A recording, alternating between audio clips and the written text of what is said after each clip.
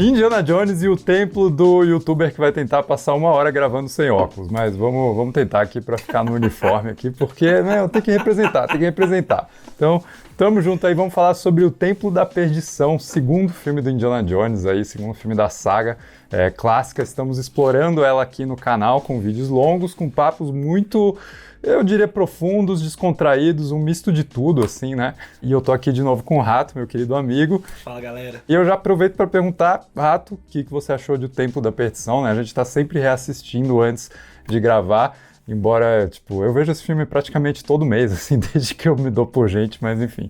Mas vamos lá, o que você achou do Templo da Perdição? Olha, eu vou soltar logo, porque você sabe, eu sou precipitado, não me importa, Sim. Depois eu peço desculpa lá na frente.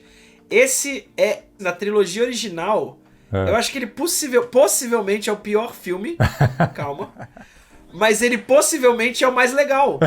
Sim, possivelmente não, desculpa, ele com certeza é o mais legal. Sim. Porque, mano, assim, tem umas coisas nesse filme, assim, que eu fiquei, tipo, não é possível. Mas, ao mesmo tempo, cara, eu falava, cara, que filme fantástico, cara. Esse filme é muito bom de assistir, cara. É muito divertido. Acontece cada coisa, cara, e de um jeito muito, acho que, assim, bem espirituoso. Eu acho que esse filme talvez seja o mais espirituoso dos três. A sensação, cara, que eu tenho é que esse é o filme mais ousado, ele é o filme mais extremo, e ele é o filme, pra mim, que vai voltar mais nas raízes da ideia central do George Lucas, assim, talvez até mais do que os seriados de aventura que passavam no cinema, né, que eram essa coisa, tipo, escapista, mas era uma coisa mais leve, assim, né. Eu acho que o George Lucas, ele vai na essência do que era a literatura e os quadrinhos pulp, né. A gente tá falando aí de heróis como, sei lá, Conan, Tarzan, Flash Gordon, né. A definição do pulp, né, é algo que não tinha nenhuma pretensão artística, era só um divertimento escapista ali, né, descartável. E aí eu acho que os caras eram muito livres, assim, para fazer o que eles queriam, né, eles tinham as ideias mais mirabolantes, e eu acho que vários personagens pulp sempre puxavam a coisa um pouco pro lado do ocultismo, pro lado do terror, assim, até de, não vou dizer mau gosto, mas assim, sem freios, sabe? Tipo, sem freios, os caras mergulhavam, e o Indiana Jones e o Templo da Perdição é isso. Pra mim ele é assim, cara, o filme mais radical desse aventureiro que a gente conhece, assim, e talvez mais primal, né? Mais puro, assim, na essência do que era essa ideia, né? Isso, e extremamente... Nossa. Assim, ó, gente, o Giroto assiste há muito tempo, todo o tempo, mas eu fazia muito tempo que não assistia nenhum dos três, então eu tô realmente pegando de novo as minhas impressões, assim. O 1, mais ou menos a mesma coisa. O 2 me pegou de surpresa. Porque eu não lembrava que era tão legal, velho. Pegou você de surpresa? Pegou também o público quando assistiu lá em 1984, 83, não me lembro agora. Mas, porque assim, todo mundo tava esperando uma sequência de Caçadores da Arca Perdida que fosse um pouco mais do mesmo, né? E os caras entregaram um negócio que é totalmente fora da casinha, sabe? E eu acho que o que você tá falando, assim, de ser absolutamente divertido, é porque você pega todo esse conceito do pulp e coloca nas mãos de um Steven Spielberg e de um George Lucas jovens, com sangue nos olhos, com muito rancor no coração, a gente vai discutir aqui, e justamente com, cara, essa energia da jovialidade, sabe? De, vamos mergulhar e fazer a coisa mais mirabolante que a gente pode fazer com esse personagem. Então, assim, eles reaproveitam várias ideias que eles tinham tido para os Caçadores da Arca Perdida, mas que não tinham parado naquele filme, jogam nesse filme e vão meio que recombinando para fazer um negócio que nas palavras do Spielberg, ele diz que esse filme o Indiana Jones vai pro inferno e volta para lutar outro dia.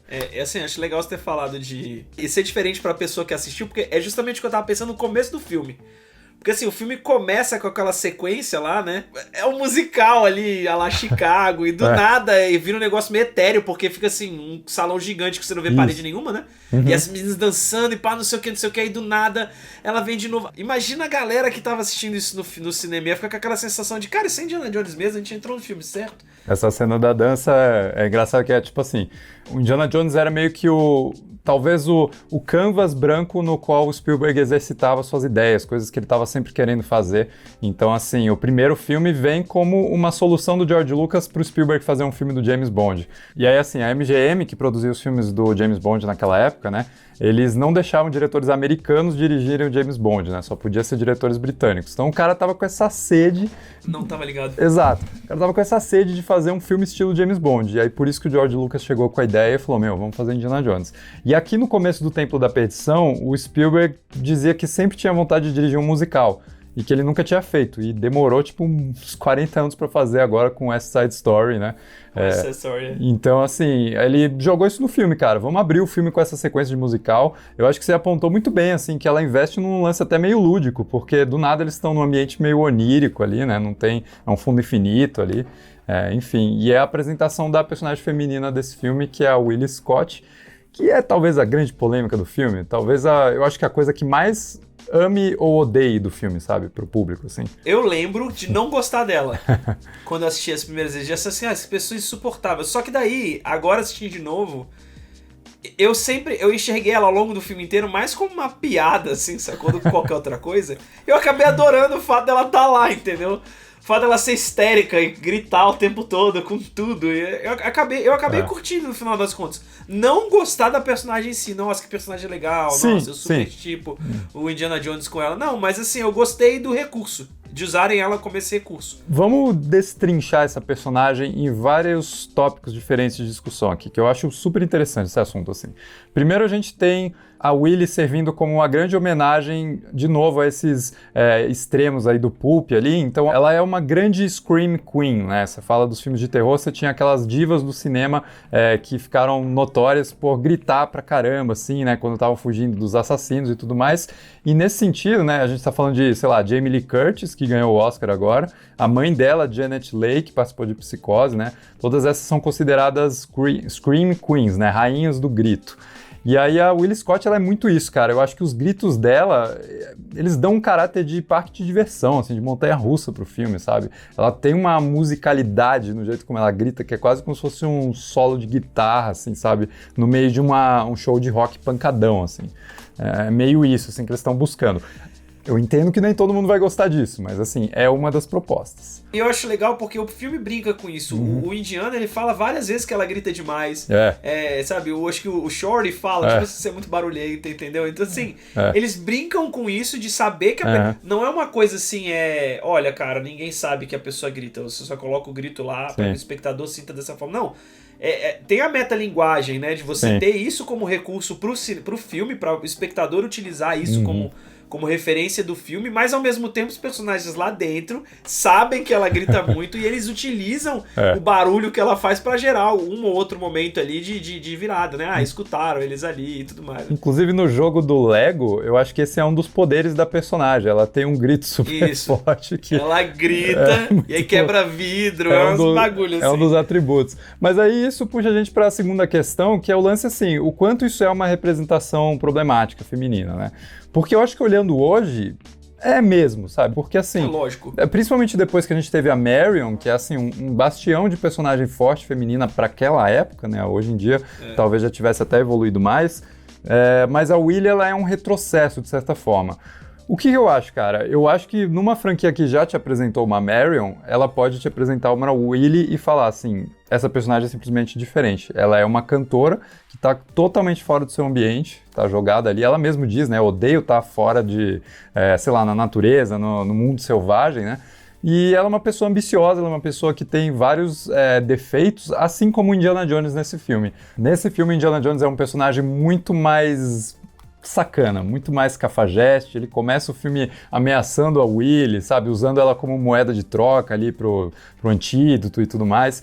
Então, assim, é um filme, eu acho que povoado por personagens profundamente defeituosos, problemáticos, e eu acho que a diversão vem justamente da dinâmica disfuncional entre eles, entre o Indy, a Willie, e depois entre a Willie e o Short Round, que eu acho absolutamente divertido, como os dois se provocam e depois vão meio que criando até um companheirismo ali também, sabe? Você comentou, né, na hora do começo da primeira cena, na hora que eles caem no carro e ele tá pegando o antídoto aqui na roupa da Willie e o Short vira: Indiana, a gente não tem tempo pra amor, né?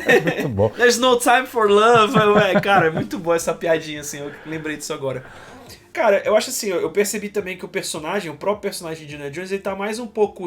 Ele tá mais bobo, entre aspas, no sentido de fazer mais... não sei o que assim, tipo, se assustar. Né? Aquela hora que ele sai correndo com a espada, depois ele vira e sai correndo também. Eu acho que o Indiana Jones do Caçadores da Arca Perdida é um pouco mais austero, assim. Sim, né? Tipo, sim, total. Um pouco mais sério. Vale ressaltar, pra quem não sabe, esse filme acontece temporalmente antes do Caçadores da Arca Perdida. Ele Tipo, ele é o Indiana Jones mais jovem do que você viu na Caçadores da Arca Perdida, beleza. Isso. Serve narrativamente pra isso também. Não. Mas é legal, porque é o Indiana Jones um pouquinho mais solto, um pouquinho mais livre, curtindo um pouco mais a aventura dele ali, entendeu? Ele tá num modo mais caçador de tesouros, assim, mais... realmente, assim, sabe, trambiqueiro de antiguidades mesmo ali. Isso serve duas coisas, né? Por um lado, o personagem, ele tá um pouco mais bruto, um diamante bruto aí, né? Que vai ser... Ele vai ganhar mais experiência no próximo filme, ele vai estar um pouco mais confiante, um pouco mais... Acho que por cima da situação no próximo filme. Mas ao mesmo tempo eu acho que é muito reflexo do Harrison Ford se sentindo completamente à vontade na pele do personagem. Pra mim, esse é o filme que o Harrison Ford, assim, ele é o Indiana Jones nesse filme. Assim, não tem como separar. Sabe, o ator é o personagem é o ator, são os mesmos maneirismos, e eu acho que ele se permite um timing cômico, sabe? Ele se permite uma descontração mesmo, uma autoconsciência do que ele tá fazendo aqui, sabe? Que eu acho que é extremamente benéfica, assim, e torna o Indiana Jones, nesse filme, talvez um dos filmes mais interessantes de assistir, o Indiana Jones mesmo, porque ele tem muita personalidade nesse filme. É verdade. A dinâmica dos dois depois que eles dão um beijo, e aí ele vai pro quarto dele, lá fica no quarto dela e eles ficam falando, velho, ela não vai vir mesmo. E ela, ele não vai vir mesmo. E eu gosto de ver o Indiana Jones nessa cena porque é o Indiana Jones bem livre, assim, sabe? O Indiana Jones, assim, cara, bem decidido, fazendo o que quer e você tá vendo muitas facetas do Indiana Jones nesse momento aí. E eu acho que o que melhora esse lance talvez meio problemático da Willy, assim, é você enxergar o Indiana Jones também como um personagem falho e você entender que os dois, a relação dos dois, cara, ela não é pra ser um modelo de relacionamento saudável, sabe? Só tem uma coisa que você precisa entender sobre esses dois personagens desse filme, é que eles não são nada compatíveis, mas eles adorariam dar umazinha, cara. Eles estão loucos pra, sabe, mandar ver ali. Exatamente. Eu acho que, assim, existe um sex appeal grande Total. no Indiana Jones e na Willy, entre eles, no caso, né? E, assim, eles querem ver de qual é, mas ao mesmo tempo, eu acho que em nenhum momento ele olhou pra ela como uma pessoa com qual ele queria ficar, né? Não, ela também. Os dois ali, assim, eles só querem, tipo, passar uma noite juntos, sabe? Eles têm um puta tesão ali, uma química sexual. Que seja um romance de verão, assim, mas... Exato. E eu acho isso divertido também, sabe? Acho que é refrescante. Seria chato se eles simplesmente replicassem o que foi com a Marion, sabe? Tanto é que no 3 eles fazem outra coisa também, de novo, diferente. Eu acho super interessante também o que eles fazem no 3. Mas enfim, o que nos leva a discutir o Short Round, que é o terceiro personagem aí principal, que também é um personagem que algumas pessoas não curtem tanto, tem toda aquela estigma, né? Criança em filme de aventura, em filme de adulto, sempre vai ser um saco. Cara, eu acho o Short Round, interpretado pelo Ke Huy Quan, ganhador do Oscar, Ke Huy Quan. Do Oscar. É maravilhoso. Eu acho ele um dos personagens infantis mais legais dos anos 80 e, assim, da vida, cara, do cinema, de ação, de aventura. Assim, eu adoro o moleque. A Willy eu até entendo. O Short Round eu não entendo porque que a galera não gosta, sendo bem honesto. Aí eu realmente não entendo. Porque, assim... O que é legal desse personagem? Ele explica, né? Ele tentou roubar minha carteira e tal. Então, assim, cara, ele é um personagem que sobrevive. Esse é um personagem que sabe sobreviver. Já não é... Já perde um pouco daquela coisa chata de criança, de filme de aventura, que é alguém que você tem que ficar protegendo o tempo todo. Você vê ao longo do filme que o Harrison Ford cuida dele, que o Indiana cuida dele, segura quando tá caindo lá do avião, né, ou do carrinho, alguma coisa assim, fala pra ele se esconder, pra ele não olhar, beleza, mas ao mesmo tempo, existe uma certa confiança não só no sentido de confiar que o Short vai ficar bem, como confiar que o Short vai conseguir resolver um problema pra ele, saca? Tipo, ele confia no Short, porque ele vê como, de certa forma, um parceiro mesmo. Eu acho que muita gente também não curte o filme porque ele mistura dois tons bem diferentes, assim. Ele traz um negócio um pouco mais bobo do que o filme anterior, né? A Willy é uma personagem muito menos crível, muito mais boba do que a Marion. Short Round também, ele é um pouco mais... É um tipo de humor diferente, sabe? E ao mesmo tempo ele investe numa parada muito dark, sabe? Assim, muito sombria, assusta. Muito sombria. Tipo, no momento o Short Round tá fazendo piadas, no outro ele tá sendo açoitado, sabe? Muita gente não curte isso, eu entendo completamente, sabe? Mas eu acho que faz parte desse caldeirão de... Puta, piração que os caras estavam criando ali, e eu acho que pensando num filme dos anos 80, assim, esse filme pra mim é muito tipo um Aventureiro do Bairro Proibido, do John Carpenter, que também tinha um lance assim de mergulhar no oculto, no caso chinês ali, fazer um lance meio sobrenatural, também bizarro, escrachado, sabe, mas com um pouco de seriedade também, e aí eu acho que uma coisa torna o Short Round eleva ele acima disso, acima dessas críticas também, que eu acho que assim, existe um pequeno arco por baixo da relação entre o Short Round e o Indiana Jones, que não é explícito, ele não tá lá assim, chamando atenção no filme, mas é o fato de assim, esse ser um garoto que o Indiana Jones acolheu depois que ele perdeu a família, mas o Indiana Jones usa ele meio que para fazer servicinho, sabe? Usa ele meio que como mão de obra ali, até mais um aspecto meio nebuloso do personagem, mas enquanto isso o Short Round tem uma admiração pelo Indy, né? Ele passa o filme todo imitando os trejeitos do Indy. Nossa, mano,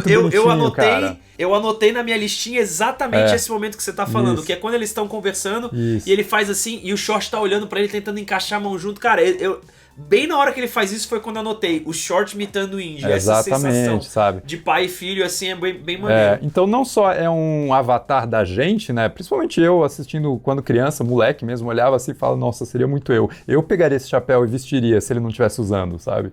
E aí você cria esse meio que arco de redenção. O Indiana Jones olha pro Short Round num filme que envolve ele salvar crianças. Então, assim, o Short Round é a primeira criança que ele olha e fala, não, eu tenho que fazer esse papel, sabe? Porque o que eu acho mais legal desse filme é que o Indiana Jones entra na aventura a contragosto, assim, meio que por acaso, sabe? E em tese, para conseguir fortuna e glória. Ele entra na aventura para saciar sua ambição. Então, assim, beleza, ele quer ajudar ali, ele não é um personagem 100% mau, ele é um anti-herói nesse filme, né?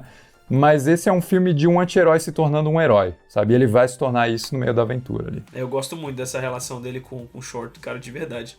Eu gosto, assim, depois que o Short salva ele, queima ele, né? Ele acorda. Eu acho que a partir dali, acho que a relação fica um pouco diferente. Eu gosto da hora que eles trocam os chapéus.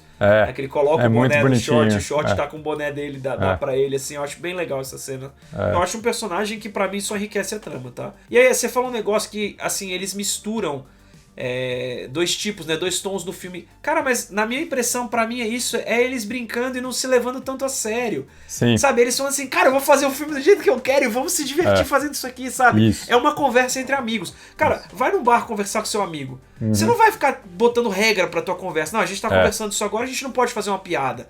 Não é assim que funciona. Você se sente livre pra você contar a história do jeito que você quer. E na hora ele tirou o coração dele. Mas também tinha acontecido isso aqui. Sabe? Esse parênteses cômico é a liberdade que os caras estão assumindo pra fazer o filme do jeito que eles querem. Eu acho, cara, que devia ser celebrada, não devia ser criticada. E ainda mais por ser o único da saga inteira que faz isso. Que faz isso, assim, exatamente. Puta, é uma aventura muito diferente, sabe? Em todos os outros ele é enviado, ele vai junto com os seus amigos ali da arqueologia e tal. Esse é um filme sobre um cara, tipo, que cai literalmente, eu não vou dizer cai de paraquedas, porque na verdade ele cai de bote. Mas ele cai dos céus na aventura, assim, tem que se virar, sabe? Tem uma noção de que, assim, a proximidade entre o terror e a comédia, ela é muito mais próxima do que muita gente imagina, sabe? Quanto mais pro terror você vai, mais você se aproxima da comédia, porque o riso é meio que uma reação ao medo, sabe? A gente ri pra relaxar um pouco, tentar dissipar um pouco da tensão, mas ao mesmo tempo os dois combinam, sabe? Eles estão envolvidos, tanto é que filme de terror tem humor também. É um tipo diferente de humor, mas tem também. E eu acho que aqui eles fazem justamente esse balanço. Uma coisa também que esse filme faz, né, que é diferente do primeiro, e do terceiro vai ser também, que a gente até comentou no vídeo passado, como é crível tudo que o Indiana Jones faz no primeiro filme. Aquela hora que ele passa por debaixo do caminhão. Tá, beleza, a gente sabe que é um dublê, não sei o quê, mas é crível. Não sei o quê, mas é crível. Cara, quando a gente chega aqui nesse filme, a primeira cena de ação é ele caindo de um bote de um avião. É difícil acreditar que aquilo ali funcionaria. Que tava no roteiro dos Caçadores da Arca Perdida. Então não adianta, tipo, falar, o tempo da perdição é completamente... partiu da mesma ideia, cara. Era pra acontecer, eu acho que no começo do filme, porque assim, nos Caçadores da Arca Perdida, no roteiro, antes dele ir pro Nepal, ele ia pra China. Ele enfrentava, tipo, um ninja, então um negócio assim, e tinha essa cena do avião e do bote. E aí no final do filme tinha a cena da montanha-russa de carrinho, do carrinho do meio das minas. Mas sim, é totalmente fora da casinha, né? Eu acho que é uma cena meio James Bond do Roger Moore, assim, sabe? Meio galhofa. Assim. Mas esse é o ponto. Eu acho que assim, é o momento que eles estão assumindo assim, beleza, você já viu Indiana Jones... Cara, pensa na apresentação, eu não sei se eles tinham esse pensamento global na época, mas assim, agora que a gente já viu os 3 filmes, pensa na apresentação. Você já viu Indiana Jones ali no auge da carreira. Agora a gente vai ver um meio que jovem, né? Tipo um pré-isso Indiana Jones, assim, uma aventura dele antes dessa nesse momento mais sério dele. E a gente vai se dar a licença poética de fazer algo um pouquinho mais espalhafatoso. Entendeu? E vamos fazer coisas que talvez não sejam tão críveis assim. Sim, por exemplo, sim. saltar de um avião num bote e sobreviver. Eu acho que os caçadores de mitos fizeram o teste se seria possível fazer isso, sobreviver pulando com um bote, assim, né? Com aqueles esquemas dele de bonecos.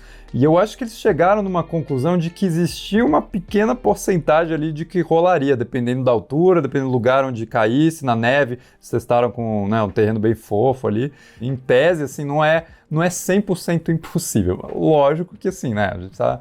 Mas eu acho bacana que assim, eles fazem de verdade, eles jogam um bote mesmo do avião, sabe? Tipo, tem uns bonequinhos ali, dá pra ver. Aliás, é até curioso, né? Eu cresci vendo o filme no VHS. Mano, no VHS você não vê nada, é tudo perfeito, sabe? Os efeitos são impecáveis. Aí eu assisti agora recentemente em 4K, né? Eu tô vendo sempre em 4K.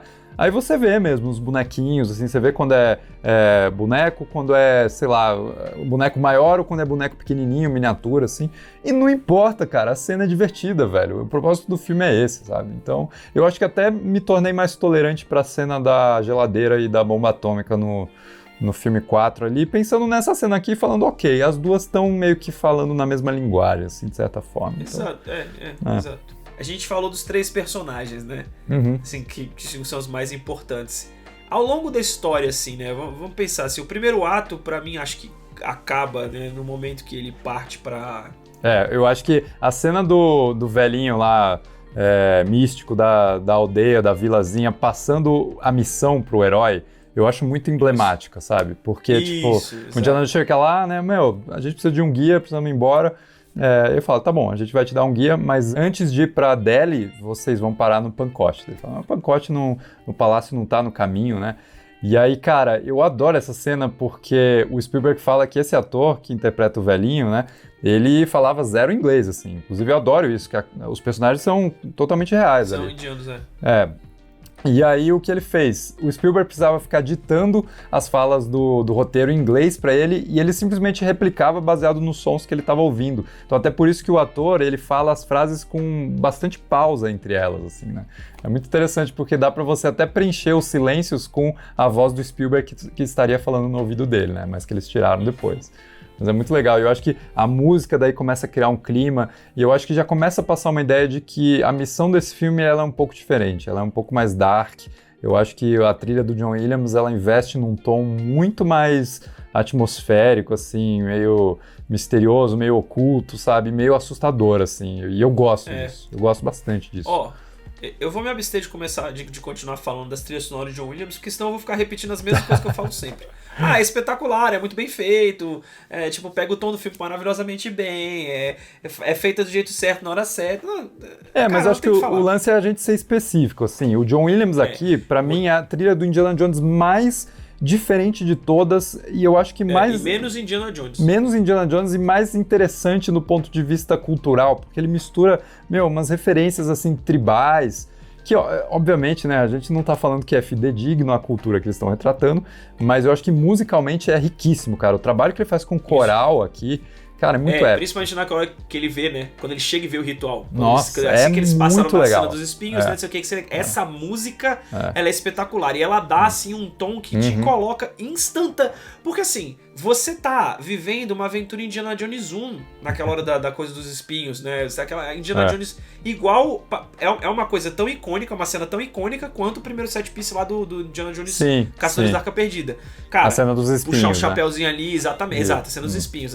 E, cara, assim que você sai disso, e na hora que ele puxa, o chapéu tá aí, beleza, aí você, do nada, você o filme silencia, muda completamente. e aí você volta na música. E, cara, você imagina, eu falo de ser orgânico. O que é ser orgânico? É você conseguir transitar de um lugar para outro sem você sentir esse choque. Isso que é quando eu digo que é orgânico, se alguém tá se perguntando, é isso. Quer dizer que tem que ser devagar? Não.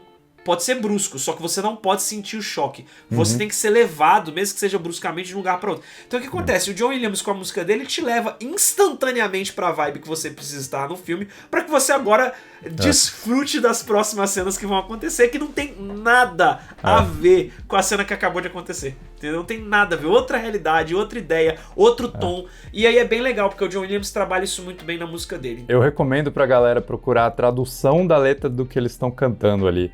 Inclusive a tradução do que o Mola Ram, o vilão, tá falando também, porque fica ainda mais sinistro, cara. Tem no roteiro, assim. Mas é muito tenso, cara. É tipo, você será entregue pra Kali e a sua alma será devorada e você será completamente viscerado. É umas paradas muito dark, assim. Mas, cara, eu até quero trazer isso, eu quero trazer esse ponto de discussão, porque eu acho que esse também é um dos aspectos que foram polêmicos, acho que são até hoje, né? Que é o fato da representação cultural dos indianos, do que eles estão retratando aqui nesse filme, porque eu acho que, sim, ele vai para um extremo que chegou a ser tão ofensivo na época que eles não puderam filmar na Índia, né? Eles tiveram que gravar tudo no Sri Lanka porque o governo indiano não deixou eles gravarem lá, que falaram, o roteiro de vocês é absurdo, sabe? E com razão, assim, porque realmente, assim, não é uma representação fiel do que é essa cultura, né? Nenhum filme do Indiana Jones mas eu cheguei a perguntar uma vez pro professor de antropologia, né, na pós que eu fiz de direção de arte, e eu falei assim, cara, beleza, esse é um caso extremo, mas um outro filme que fizesse isso de um jeito respeitoso seria uma representação antropologicamente correta de uma cultura diferente? E aí o professor falou assim, não. Só a única representação pura, irretocável e fiel de uma cultura é a representação feita por ela mesma, sabe? Seria o único jeito de você retratar com 100% de fidelidade. Você sempre que coloca uma câmera, você está se colocando ali como um intruso, como um observador que tem um viés. Então, assim, pensando nisso, cara, num filme que é 100% ficcional, que tá focado na diversão, que tá focado em ser um escapismo, cara, eu entendo a insensibilidade cultural, mas o próprio Indiana Jones na cena do jantar, depois que ele vai meio que cutucando para descobrir se os caras estão reativando toda essa seita dos Thugs, né? E aí o Marajá diz que ele não deixaria isso acontecer de novo. Indiana Jones vira para ele e fala, se eu te ofendi, me desculpe. E eu acho que esse é o espírito do filme, assim, é tipo, nós estamos fazendo um negócio aqui para diversão, estamos sendo extremamente criativos de um jeito que pode não ser muito respeitoso culturalmente, mas é a proposta do filme, é um negócio assim, inclusive eu acho que esse lance dos Thugs, ele pega de vários outros elementos históricos aí da cultura pop, né? Os Thugs eram uma seita do século XIX, acho que vem até de antes, que era muito diferente do que é retratado aqui. Na verdade, era um grupo de saqueadores, de assaltantes de viajantes, né? E estranguladores. Então, o grande método de matar dos Thugs era estrangular suas vítimas. E aí o Júlio Verne pega esse grupo e aproveita no Viagem ao Redor do Mundo em 80 Dias. Volta ao Redor do Mundo em 80 Dias. E aí depois o filme Gunga Din pega e também aproveita isso e conta a história de como eles foram derrotados pelo Império Britânico. E aí o Indiana Jones chega e referencia essas histórias da cultura cinematográfica e literária, assim, obviamente de um viés europeu, americano, ocidental, mas é o que eles fazem, né? Então... Enfim, é Hollywood, né? A gente já tá... Esse é o meu longo texto aqui só para fazer valer a pós-graduação que eu fiz. Eu pensei nisso na hora, só que eu vou admitir, gente, me desculpa, eu nem questionei. Eu só pensei, cara, eu vou assumir que isso funciona assim naquele universo pra poder curtir o filme. Porque assim, agora eu vou fazer um pouco de advogado diabo aqui. Porque, cara, querendo ou não, o filme é da década de 80. A gente sabe que a gente vem, assim, nos últimos 20, 30, 40 anos aí, se conscientizando cada vez mais de certos assuntos. Né, se sensibilizando mais em relação a certos assuntos. Então hoje, em 2023, né, assim, 40 anos depois, a gente tem essa visão de que, legal, isso talvez não seja adequado. Mas na época eu acho que, beleza, a Índia pode até ter falado isso, mas eu tenho certeza que a sociedade ocidental como um todo falou que aquilo era ok. Não que fosse, mas falou. Então eu acho que não é uma coisa que foi feita com maldade, eu quero dizer isso. né? Assim, é um roteiro, é uma história. Parênteses, o filme conta com atores indianos super consolidados, né? Tem o Amrish Puri, que é o Mola Ram, e também o ator que faz o Shatar Lal, que é o primeiro-ministro ali de Pankot. Os dois apareceram no filme do Gandhi, assim, atores mega consolidados da Índia. Então. Eu entendo realmente, essa crítica é uma crítica que daí, de todos que eu falei que eu não entendo, essa aqui eu realmente entendo. É uma coisa muito complicada, e não é nosso lugar de fala, porque eu não sou indiano. Né? Então eu realmente não sei dizer o que é ofensivo pra eles ou não. Sim. Eu tenho que tentar entender que foram épocas diferentes, entendeu? E assim, existiam visões diferentes na sociedade que permitiam que isso fosse visto de uma forma não tão nociva. Hoje em dia a gente tá louvando uma produção épica indiana como o RRR, sabe? Tipo, é muito legal como a gente progrediu. E eu acho que enxergar essas coisas num filme como Indiana Jones não significa que você precisa deletar o filme, cancelar o filme, né? Você pode continuar curtindo, mas abra os seus olhos pro fato de que isso existe, sabe? Eu acho saudável, né? Você olhar com esse viés, assim, entender a importância do respeito cultural e ao mesmo tempo continuar curtindo o que você gosta de curtir. Talvez até mais consciente, assim. Agora, assim, tirando o quesito cultural, não tô mais falando de nada cultural. Tá bom. Não tô nem assumindo que são indianos, tô assumindo só que são, velho. São personagens fictícios num filme de ficção. Isso. E é do num caralho. País diferente. O ritual é do caralho. Isso, num país que eu não conheço. Exato. Eu não conheço país. É muito legal, velho. X com crença X. Cara, sério, na boa. Se você não achar legal o cara arrancar o coração do outro com a mão, o cara que teve o coração arrancado continua vivo, você afunda ele num poço que tem, sei lá, cara, um vórtex de magma ali que vai te consumir. Se você acha isso, você não tem coração, velho. Porque não tem como. Cara, você que devia estar nesse sacrifício. Credo que eu vou. Mas assim, é brincadeira, gente. E aí, cara, você tá afundando. E enquanto o cara tá queimando aqui, pra você ver figurativamente a vida do cara se esvaindo durante o ritual, o coração dele começa a pegar fogo. Meu amigo. Puta, é muito legal, velho. Eu morria de medo. Eu vou até contar uma anedota, cara, que assim, eu vi esse filme a primeira vez com 8 anos de idade. Eu assisti Os Caçadores da Arca Perdida, eu vi com 6. Quando eu tinha 8 anos, a minha mãe achou que eu já tinha idade de assistir o Templo da Perdição, com uma única ressalva. Ela falou assim, mas tem uma cena no meio que você não pode ver, você não tem idade ainda pra ver. Então, quando chegou esse momento, quando eles saem da sala dos espinhos ali, a minha mãe acelerava no VHS e só retomava o filme depois que o ritual acabou e que o Indiana Jones ia lá pegar as pedras, né? E aí, durante muitos anos, cara, eu assisti esse filme com isso quase que, assim, automatizado no meu cérebro. Eu assistia o filme, chegava naquela cenazinha mais vermelha, eu apertava fast forward no VHS e só retomava depois. Eu fui ver essa cena a primeira vez com 21 anos, alguma coisa assim, 19, 20 anos, assim. Eu não tinha visto, morria de medo, não sabia o que acontecia, achei que era uma parada do demônio, assim, sei lá. Você considera demônio, depende. Exato, depende do demônio, mas enfim. E aí eu fui assistir, tipo, poucos anos, assim, acho, um pouco mais de uma década atrás, assim, e aí eu, achei do caralho, a cena é espetacular, velho. É muito boa. Se essa cena não gera tensão em você e não te coloca numa situação de que, cara, meu herói está em perigo. Isso. O segundo ato do filme é pra isso, é pra você sentir que seu herói tá lascado. No inferno. Que realmente existe...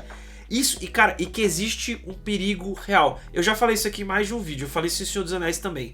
O que faz eu realmente me interessar por um filme? Eu realmente achar que pode dar errado. Eu tenho que acreditar, por mais que eu saiba que não vai acontecer. Eu tô assistindo um filme de Indiana Jones, eu sei que ele não vai morrer. Sim. Por mais que eu saiba disso, o filme tem que conseguir me convencer que talvez ele pudesse sim. Talvez pudesse dar errado. E cara, eu acho que de todos os filmes de Indiana Jones, esse é o que realmente me deixa mais apreensivo pelo personagem. Assim, eu acho que o personagem pode morrer umas 10 vezes, assim, é bastante. De fato, metaforicamente, ele morre e volta à vida, né? De certa forma. Exato. Porque... Na hora que ele bebe o sangue, você tá falando? Isso. Ele chega a se tornar outra pessoa, né? Ele chega a ser convertido e é justamente essa jornada. Por isso que eu acho tão simbólico o fato de que quem desperta ele do sono é uma criança. Por isso que eu acho que essa cena do ritual... a coroação dessa cena, que eu acho que é o momento que é o gancho mais forte do filme. É quando ele desce lá pra pegar a pedra, ele pega a pedra, as 3 pedras no caso, ele completou a missão. É ir embora. E aí ele começa a ouvir os gritos. E aí a gente começa a imaginar, o que são esses gritos? Daí ele olha pra cima e vê aqueles cadáveres ali em cima e imagina, cara, sabe? E aí ele lembra das crianças que a Vila falou que estavam sumidas, e aí ele olha pra baixo e enxerga todo esse cenário de escravidão infantil, cara. Foi muito dark. É um filme muito dark. E aí nesse momento que ele... nesse momento que ele escolhe, cara, não dá, velho, eu não posso sair daqui sozinho, sabe? Só que daí ele é pego e tudo mais, e aí até ele conseguir finalmente lutar por elas, mas é um gancho muito forte emocionalmente, porque eu acho que assim, como que você rivaliza inimigos que você quer que o público queira ver vencidos, como os nazistas? Sabe? Obviamente a gente sabe de tudo que eles fizeram, é muito fácil odiar nazistas. Mas como é que você rivaliza isso com outro tipo de personagem? Aí você cria justamente essa seita que escraviza crianças, assim. Cara, o Molahan é um personagem que aparece muito pouco. Sim. Muito pouco. E consegue ter uma presença muito grande. Muito. Ao contrário, por exemplo, dos vilões de Caçadores da Arca Perdida, que eu não sinto a presença deles tão ali palpável em todos os momentos do filme. A partir do momento que ele empurra a estátua, né, e entra naquela caverna para poder chegar no ritual, toda essa sequência daí em diante, a presença do Molahan e da seita, ela é muito forte. Então você consegue ficar conectado com os vilões bastante. Você vê que os vilões estão muito presentes, mesmo que não apareçam tanto em tempo de tela. Uma coisa lá no começo, como é que é feita a ambientação, né, que eu achei muito legal. Você chega em Pankot e tá lá um monte de gente normal, o cara vem falar com você na boa, te chama como convidado, não sei o que, mas você não relaxa. Isso é uma coisa que eu queria falar do filme, que você não relaxa naquela hora que ele tá lá jantando, não sei o que. Não é nem só porque, cara, tem cobra e cérebro de macaco e sopa de olho. Não é por causa disso. É porque você sabe, e o filme te colocou nesse lugar, de que ali tem algum problema. E você vai ficar tenso até o problema ser revelado pra você. Isso. E o problema só é revelado no ritual. Isso. Então até lá você continua tenso. E quando o problema é revelado no ritual, você pensa, agora eu não tô mais tenso, porque agora eu sei qual é o problema. Não, aí você desespera, porque agora você fala, meu Deus, esse é o problema? Caramba, aí deu ruim, né? Porque o cara tá arrancando o coração com mão. Como é que isso é possível? E é o que você falou, eles vão construindo de pouco a pouco essa presença de um mal que está muito escondido debaixo da superfície, mas que está dando seus sinais, né? Então, ele vê esses dedos cortados ali, já é uma cena que te deixa assim, pô, esse filme tá um pouco diferente, assim. Aí tem a cena do assassino saindo da pintura na parede, que é maravilhosa, porque ele aparece, acho que uns 2 ou 3 takes antes, no mesmo lugar parado ali, e você não percebe, você só percebe quando o cara se move mesmo. E aí, enfim, daí passa pelo ritual, onde você explode de uma vez, que essas atividades voltaram a acontecer nesse palácio, e aí você vê as crianças, né, que daí é o chamado para aventura irrecusável, né, de certa forma. Assim. Então, eu vou dizer uma coisa só, sobre o jantar, que a gente não comentou, né, que de novo, né, é uma grande piração cultural, né, a gente sabe que indianos não comem essas coisas, né, mas eu acho que, de novo, assim, é o reflexo de um filme feito... A maior parte deles é vegetariana. Exatamente, cara. Mas beleza. Tem 2 jeitos de olhar essa cena, né, tem o lado de que, beleza, você tem diretores e roteiristas extremamente jovens que são simplesmente moleques bobões jogando ideia na parede, sabe, e eles falam que o processo criativo foi esse mesmo, assim, vamos pensar nas refeições mais nojentas que a gente poderia imaginar e colocar aqui. Do ponto de vista da história, você pode argumentar que isso seria meio que o Palácio de Pankot querendo expulsar esses visitantes não desejados, né? Expulsar o capitão britânico que está ali e expulsar o Indiana Jones também, né? Oferecendo algo que seja tão ofensivo que eles não vão querer permanecer ali. Embora eu acho que isso é uma interpretação, sabe? O filme não te dá muitas dicas disso, não. Não dá a entender isso, eu acho que não... Você pode simplesmente ler como uma cena divertida que está servindo à exposição sobre toda essa seita dos Thugs ali. Mas aí a gente vai para esse trecho aí que o Indiana Jones é capturado, e eu acho que o filme mergulha realmente na parte mais dark, né? Porque, cara, ele é chicoteado pelas mãos do fortão da vez ali, usando o seu próprio chicote, enquanto ele é torturado por voodoo, e o Short Round tá ali também, toma umas chibatadas, cara. É muito pesado. Mas, cara, algum canto sombrio da minha alma gosta muito disso, sabe? De ver o personagem mergulhar tão fundo, sabe? É dark mesmo, gente. É sombrio mesmo, assim. Só que, óbvio, né? Num contexto aí, criaram o cenário, né? Que tem o ocultismo junto para dar justificativa disso estar acontecendo. Mas, cara, eu acho que, assim, a parte mais pesada dessa cena é realmente o Short sendo chicoteado. Porque o Indiana Jones sofrer... A gente sabe que ele aguenta. A gente sabe, ele aguenta. Agora o Short, Quando o Indiana Jones vê que o Short tá tomando chicotada também, aí que ele surta, que ele fala, meu, sabe, vocês podem bater em mim o quanto vocês quiserem, mas deixem o moleque em paz. Porque é justamente ele reconhecendo assim que, pô, esse moleque importa muito mais pra mim do que talvez eu tenha demonstrado pra ele, né? Então, existe essa... Cara, eu adoro a relação entre o Indiana... Eu gosto até do fato de que o Short Round não é a criança na dinâmica entre os três personagens principais. A criança é a Willy.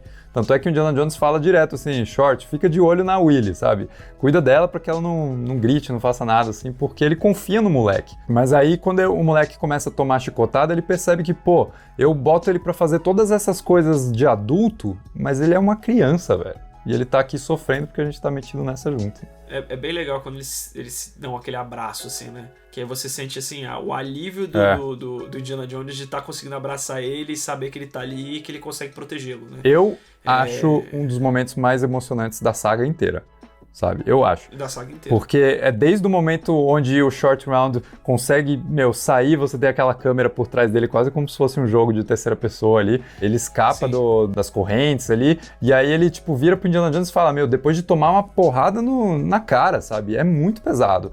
Tipo, a mão que deveria proteger o garoto mete um soco nele, sabe? Acabou de dar uma porrada. E aí ele fala, Indy, eu te amo, cara. Volta aí. Eu adoro aquele momento onde ele queima o Indiana Jones começa a recobrar a consciência ali enquanto os guardas estão pegando o moleque, daí ele, em 2 segundos ele olha pra trás e fala, não, ele é meu. E aí esse combinado dos dois, assim, tipo, eu tô bem, sabe? Relaxa, agora a gente vai tomar controle da situação. E aí ele vira pra trás e o John Williams é crucial pra marcar que acabou o momento dark do filme. Sabe? Acabou, tipo, esse pesadelo, daqui pra frente é os heróis começando a vencer e saírem dali. Isso aí. Parece que é um arco de reconhecimento, né? No momento que ele reconhece que o Short é importante, né? Que a criança é importante pra ele, pronto, é resolvido. Mas é aí que você tem a motivação correta, né? Agora você tá com o coração no lugar certo, né? Você não tá mais indo atrás de, tipo, pedras e se der eu vou salvar as crianças. Não, ele chega à conclusão de que o importante ali são as crianças, dentro das pedras. No que ele coloca a cabeça no lugar certo, aí pronto, aí as coisas desenrolam do jeito certo. Tem até um lance que eu não mencionei ainda, mas que eu acho que adiciona também mais uma camada, né? Por que o Spielberg e o George quiseram ir tão dark, assim, pro filme, né? Que é o fato do George, nesse momento, estar passando por um divórcio, assim, tenebroso, assim, né? Caramba. E aí ele tava num estado de espírito, assim, muito rancoroso, sabe? Muito dark. E eu acho que esse filme é um grande testamento, assim, dos caras meio que usando a arte como válvula de escape mesmo. Até a forma como eles estão o tempo todo jogando água na Willy, jogando insetos nela, sabe? Tipo, quase que torturando a personagem pra espiar a sua própria situação mal resolvida nos relacionamentos, assim. E o que eu acho mais irônico disso é que pro Spielberg, né, isso acabou resultando justamente numa nova relação aí que dura até hoje, né? Porque ele acabou ficando lá com a Kate Capshaw, que faz a Willy, e os dois são casados até hoje, assim, virou o grande amor da vida dele. Então, ele vive falando isso, assim. Eu fico até triste, porque ele fala, O Templo da Perdição é o meu filme menos preferido de todos do Indiana Jones que eu fiz, mas ele é o que representa a melhor coisa que eu já ganhei na vida, que é justamente esse amor dessa garota aí que virou uma parceira de vida do cara, assim. E aí eu fico com vontade de falar assim, valorize mais o seu trabalho, cara, porque... Puta, é um filmaço, velho. É um filme livre de qualquer amarra, cara. Exatamente. E por ser livre de qualquer amarra, ele vai cair fora da excelência técnica, da excelência oscarística, né? Não artística, porque a arte, cara, galera, não vamos definir o que é arte, não tem essa pretensão, né? Sim. Mas assim, ele vai ficar um pouco fora desses padrões que se espera e talvez por causa disso que a gente fale coisas como eu falei, que dentre os três ele deve ser o pior. Não é que ele seja o pior, é que assim, para certos parâmetros de avaliação, que é o que a gente usa como referência hoje, ele é o que tá mais fora desses padrões. Mas assim, quando você enxerga ele como um entretenimento, né, como uma produção artística, como uma expressão e tudo mais, aí, cara, desculpa, eu acho que talvez ele seja o mais legal, ou melhor, porque é o que é mais, assim, cheio é mais carregado de coisas, sabe? Eu gosto muito desse filme, gente, eu já gostava antes, mas... E bom, acho que resta falar das sequências finais, né, que são carrinhos e pontes. A última meia hora do filme, eu acho, sei lá, eu quando era criança eu costumava chegar da escola, pegava o meu VHS e botava só dessa meia hora pro final ali, porque era um negócio que me deixava pilhadão, assim. Porque eu acho que são 30 minutos ininterruptos de ação espetacular. Talvez a melhor da franquia toda, no sentido de ser a que dura mais tempo. Meu, quando sobe aquela música tema lá do... o nome da faixa é Slave Children's Crusade, né? Que é tipo a cruzada das crianças escravizadas, que eu acho um dos temas mais da hora do John Williams, assim. Certamente um dos meus top 3, assim, do Indiana Jones. E aí você tem, cara, a luta contra o Fortão lá, enquanto ele tá sendo torturado pelo bonequinho de voodoo. Cara, o conceito dessa luta é muito legal. É muito refrescante, foge totalmente do primeiro filme. Eu adoro o fato de que o Short Round resolve a situação e o Indiana Jones nem percebe que ele resolveu e ainda dá bronca no moleque por ele estar, tipo, brincando com o garoto ali, tá ligado? Tipo assim, larga esse moleque, vamos logo embora, assim, e o Short Round, pô, qual é, cara? E assim, tem uma coisa que é muito legal, eles tem um take que filma Indiana Jones socando o cara grandão, e lá em cima, o Short socando o Marajá. E assim, bom. Dessa vez, não é de propósito, ele não tá fazendo isso porque ele tá olhando pro Indiana Jones e copiando ele simplesmente está sendo Indiana Jones. Exatamente, cara. Ele está simplesmente sendo ele. Pelo amor dos céus, Disney Plus, pega o Ke Huy Quan e faz ele virar o próximo Indiana Jones, velho. Tá Indiana Jones. Feito, mano. Se tem algum personagem nos 4 filmes que você viu que poderia ser um sucessor espiritual do Indiana Jones, é o Short Round, tá? Com certeza. E você vê isso no filme, é muito simbólico, sabe? A morte do Fortão também é bem divertida. Assim, né? Como sempre, né? Salve, o Indiana Jones tentou salvá-lo, Sim. né? Ele realmente se esforçou, mas infelizmente não foi possível.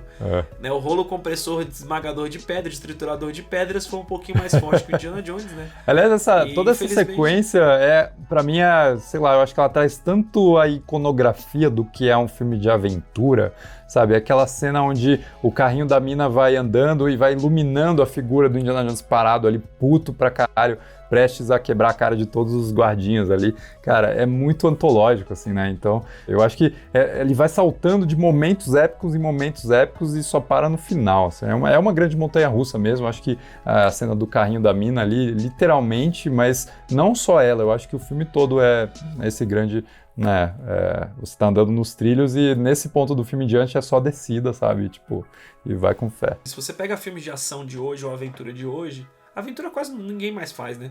Se você pega filme de ação mesmo assim de hoje, essa cena do carrinho seria uma cena muito saturada de coisas acontecendo, com certeza. E o que acontece lá? Eles deixam o carrinho correr um pouco e eles vão dando respiro pra eles entre problema e problema. Então assim, apareceu um carrinho com a galera atirando neles, beleza. Aí acabou.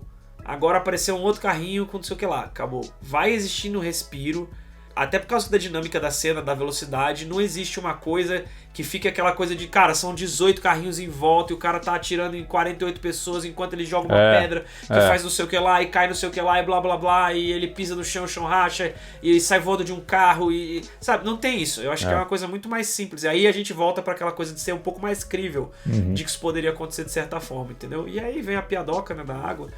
Nossa, eu preciso de água. Aí ele, meu Deus, água. O cara sacrifica toda a reserva hídrica deles ali pra pegar 3 pessoas, né? Tipo, é muito... Cara, é o tipo de coisa que é justamente isso, velho. Não é pra você levar a sério, sabe? Eu acho que os próprios cineastas não estão se levando 100% não tão, a sério. eles Por que você deveria fazer isso, né? Não estão, eles estão zoando. Mas eu acho muito da hora, velho. Tipo, pra mim o humor ali, quando eu vejo esses 3 personagens correndo junto no final dessa sequência da mina, eu olho assim e falo, cara, que fofo, velho. Eles viraram meio que uma mini família, assim, temporária, sabe?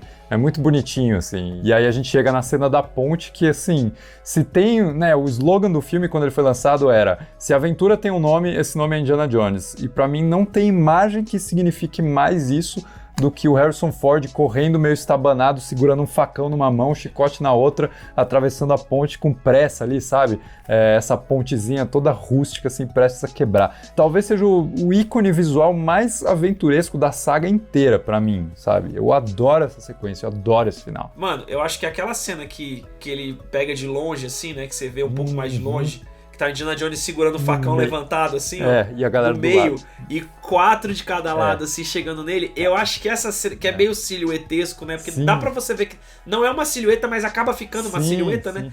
Essa cena, pra mim, eu falo, mano, sério, na boa, olha pra essa cena. Como é que esse indivíduo que está no meio, que é o nosso herói, vai se livrar dessa sair situação? disso, velho. É brilhante, Não faço mano. nem... E aí ele vira e fala, não, eu vou cortar aqui mesmo, e é isso. Como assim, cara? Não. Eu gosto Né, que ele e- antecipa a ação pro Short Round, né? Fala em chinês ali com ele, ó, fica esperto e tal. E aí eu adoro a reação. Por isso que eu digo assim, a Willy, você pode odiar o quanto você quiser ela, mas a Kate Capshaw, pra mim, cara, ela entrega muito do que a personagem se propõe a ser. Porque o momento onde ela percebe que ele vai cortar a ponte, velho, o Short fala pra ela, se segura aí que a gente vai dar uma passeada aqui, tá ligado? We're going for a ride. E aí ela olha assim, não, sério? Aí ela começa a olhar pro Indiana Jones olha pra ela com uma cara de, vai rolar, tá ligado? É muito bom, velho. A gente fica sentindo o que ela tá sentindo ali, sabe? Não acredito que você vai fazer isso. Exato. Não acredito que você vai fazer. Não, e assim, eu acho que existe um crescimento da personagem, né, da Willy ao longo do filme, que é o seguinte. No começo, ela é muito relutante a tudo que Indiana Jones faz. Depois ela começa a ficar um pouco mais complacente, porque ela meio que vai cedendo, ela meio que não tem o que fazer. Indiana Jones é uma força da natureza, ele vai fazer o que ele quiser, não tem muito o que eu queira fazer. Então, assim, você vê que, assim, se fosse a mesma Willy do começo do filme, ela não teria se comportado exatamente daquela forma. Talvez seria isso um pouco mais histérico, mas nessa hora, ela já tá até conformada. Ela fala, mano... Aí começa a já enrolar. Por que você vai fazer isso, cara? Isso tá errado, não sei o quê. Mas ela já aceitou que ele vai, entendeu? Tipo, ela não tá discutindo mais. Ela só tá bom, isso você vai fazer, então faça. Mas, pô, pelo amor de Deus, precisava disso. E aí ele corta a ponte, ela fica pendurada ali. Eu acho a sequência... Eu acho que é o final mais Indiana Jones-esco de todos os filmes, sabe? Porque é um final de ação, sabe? É meio que você assumir, beleza, esse é um filme de aventura, então não vai ter final filosófico, não vai ter, sabe? A ideia aqui é te entregar essa experiência divertida de ação, de aventura, e é literalmente te deixar pendurado, sabe? Pra saber o que vai acontecer. O filme 1 faz um final um pouco mais espiritual, o filme 3 faz um final um pouco mais emocional, e o filme 4 faz um final um pouco mais novelesco, mas o filme 2 vai fazer isso, né? Eu acho absolutamente divertido. Eu adoro quando o Mola Ram cai em cima dele, tem aquele embate ali do Mola Ram tentar tirar o coração dele, que era uma coisa que ainda não tinha acontecido no filme, e aí você sabe do que ele é capaz e você fica tipo, mano, com o cu na mão, tá ligado? Porque você sabe que, ele pode tirar o coração do Indiana Jones, então é um grande ápice de tensão, assim, do filme, né? Eu acho legal aquele embate como um todo, o Mola Ram jogando um cara em cima do Indy, né? Pra tentar derrubar o Indy, né? Sim, ele tá vilanesco total aí, sabe? Tipo... cara, eu acho que esse é o momento que ele assume aquela posição de vilão mesmo, de eu vou sobreviver dante os outros. Não tem essa de... Não existe nenhuma honra aqui não, tá? Mas aí chega um momento que eu acho que é bacana, que é quando eles se enfrentam pela segunda vez, e dessa vez o Indiana Jones não usa força física, mas usa justamente o lance do credo e do conhecimento que ele tem da cultura ali, né? E ele meio que, de certa forma, invoca umas palavras, assim, pra cima do Mola Ram, né? Na tradução, ele meio que fica jogando na cara dele que ele fala, você traiu Shiva e era pra você ser um dos seus devotos, sabe? Ele fala isso eu acho que no roteiro tá escrito assim, e aí ele quase que faz uns encantamentos ali que faz a bolsa pegar fogo, ou ela pega espontaneamente, sabe? Fica um negócio meio... Você decide o que você quer interpretar da cena. Eu acho muito legal esse final, sabe? Porque é justamente você reconhecer a força do objeto, o objeto retorna, o artefato retorna nesse final, né? Pra meio que fechar o círculo total ali. E aí o personagem morre justamente tentando segurar esse objeto que ele tava usando de forma tão corrompida, sabe? O fato de ele pegar a pedra e a pedra queimar sua mão é de novo aquela ideia da arca queimar os nazistas também porque eles não eram dignos, assim, então... Cara, a pedra tá basicamente falando, essa pedra não é pra você. Porque na hora que o cara solta a pedra e cai, o Indiana Jones cata a pedra e ela já tá fria. Né? Então, assim, não é uma coisa assim, nossa, ela esquenta, demora pra esquentar. Não, ela é voluntário praticamente, sabe? Você não pode pegar essa pedra, o Indiana Jones pode. No roteiro tem um toque até um pouco mais sinistro. Eu não lembro se isso tá no roteiro ou se é uma teoria de um fã, mas enfim, que é o fato de que você vê ao longo do filme que vários personagens ali estavam sob efeito do sono de Kali, né? O Marajá estava sob efeito, talvez o primeiro-ministro também estivesse, porque eu acho que ele fala com muita convicção que não estava acontecendo nada no palácio, né? E depois ele aparece no meio quase como se ele estivesse em transe ali, ele quase não dialoga, sabe? Não se comunica, assim, ele tá com aquele olhar meio maníaco, assim. E aí existe uma sugestão de que o Mola Ram, quando pega a pedra e se queima, ele volta a ser um sacerdote puro, sabe? Não contaminado pelo sangue de Kali. e morre, cara. Tipo assim, ele tem poucos segundos de vida e morre tragicamente ali, tendo acabado de recobrar sua consciência. Eu acho que isso dá até uma dimensão mais trágica e mais assustadora de pensar quantos dos inimigos que o Indiana Jones enfrenta nesse filme não estavam sob efeito do sangue de Kali, cara. Só fica mais sinistro, assim, obviamente, né, nada disso é explícito, mas eu gosto de pensar nessas coisas. Nossa, caraca, pesa muito o rolê daí, né? Porque Bad, daí... né, velho? Não, e me faz pensar o seguinte, tá, peraí, beleza, quem que bebeu primeiro, então? Eu posso pensar nisso? Quem foi o primeiro animal que bebeu? Vou beber esse bagulho aqui, parece sangue velho, mas vou tomar, porque parece bom. Porra, eu assistiria um prequel sobre isso. Aham, eu assistiria um prequel sobre isso. Assim. Na verdade, assim, eu assistiria uma minissérie de 4 episódios. Mas a Disney não vai fazer, jamais. Não vai, ela vai fazer 6 episódios que parece um filme que fica ruim. Enfim. Quem sou eu, né? Mas, cara, é isso. Eu acho que o filme termina, né? Ele devolve a pedra. O final, pra mim, já não tem nada demais. Pra ser bem honesto, assim, eu acho que é assim. Não, ele é só... Eu gosto que ele, assim, ele não tenta ser mais do que ele é, sabe? Tipo... Isso, e não enrola. Porque assim, são 5 minutos de final. Do momento não que você é o sai da retorno do rei. Não é o retorno Isso, do que eles riem, pá, não sei o que. Mas eu vou dizer que eu sempre me emociono vendo as mães correndo pra abraçar os filhos, cara. Isso, não, mas beleza. Eu acho que bonitinho. assim, ele resolve, ele fecha todas as pontas. Então, tipo assim, embora seja beleza, bem assim, síndrome do Salvador americano branco, né? Mas tudo bem, né? Caramba, é verdade. A gente já combinou que não assim, estamos olhando por essa ótica, né? Obrigado. Agora eu vou ter que pensar nisso mais tarde. Mas bom, enfim. Aí o que acontece? Ele vai fechar todas as pontas, emocionais, espirituais, filosóficas. Então, cara, tanto que o cara falou assim, a gente sabia que você tinha conseguido, porque há 4 dias atrás, antes deles chegarem, a prosperidade já tinha voltado. Você entendeu? Então, assim, não é nem a questão da pedra tá lá, é a questão só da utilização, da coisa que tá por trás. No geral, né, pra fechar, o importante é entender que, assim, realmente esse filme teve um efeito no público que ficou dividido, teve um efeito sinistro no Spielberg. Eu acho que o Spielberg, a partir do Templo da Perdição, se torna outro diretor, inclusive um diretor muito mais consciente da sua responsabilidade enquanto cineasta, enquanto contador de histórias, inserido num ambiente com culturas diferentes. Depois disso ele vai procurar ser um cineasta mais sério, vai meio que trilhar o caminho que vai levar ele a um Lista de Schindler futuramente, depois ali. E eu entendo que isso é uma coisa importante que aconteceu com ele. Não concordo com ele renegar esse filme, de certa forma, sabe? Porque eu acho que, de novo, é uma grande demonstração da criatividade completamente livre do cineasta, do poder que o cara tinha numa idade muito nova. E eu adoro esse filme, cara. Eu sei que ele não é o melhor filme da saga, mas ele é muitas vezes o filme que eu mais gosto de assistir, que nem você falou, assim, no sentido de puta, deixa eu ver um negócio insano, sabe, completamente maluco, divertido pra caramba, assim, exagerado, extremo, e às vezes a gente gosta de ver isso, né, às vezes a gente tá nessa pegada. Mesmo que seja tudo que você falou, ao mesmo tempo entretenimento leve, tá? Você não vai sair desse filme com o coração... Não, leve no sentido, cara, que tipo assim, vai ter um momento que você vai... Calma aí, vamos lá. Algumas cenas são pesadas. Mas filme assim, em si pessoas assistem filme de terror de forma escapista, sabe? É só você enxergar esse filme como, de certa forma, um filme de terror. Ele vai te trazer um pouco das mesmas sensações, assim. Então, muitas vezes a galera culpa ele por ser uma aventura dark demais, mas, pô, se você só trocar um pouquinho o gênero do filme, ele funciona. E foi isso que eles quiseram fazer, sabe? Pegar o Indiana Jones e levar para um gênero um pouco mais, sabe, um pouco mais diferente do original, mas que ainda assim está dialogando junto com ele. Eu acho que eles tentam fazer isso de novo no Reino da Caveira de Cristal, levar um pouco para ficção científica. A gente vai discutir futuramente se foi bem sucedido ou não, mas a tentativa em si eu acho super válida, sabe? Calma, vamos chegar lá. Não, depois a gente discute depois, desculpa, gente, foi mal. Não, mas o que eu quis dizer de leve é porque assim, você pode assistir esse filme a hora que você quiser. Não existe um momento, sabe? Assim, tipo, não é, tipo, você não tem que estar na vibe pra ver. É um filme, cara, que você pode assistir a qualquer momento.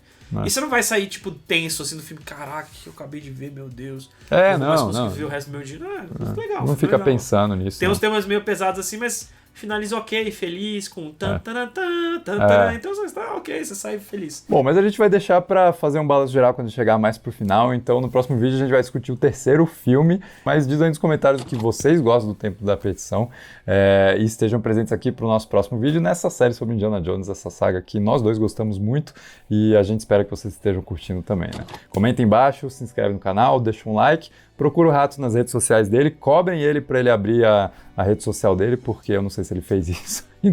Não fiz, gente, desculpa. Mas estamos junto, cara. Estamos aqui para falar de Indiana Jones. A gente vai continuar essa série no próximo vídeo. E até lá, a gente se vê logo mais.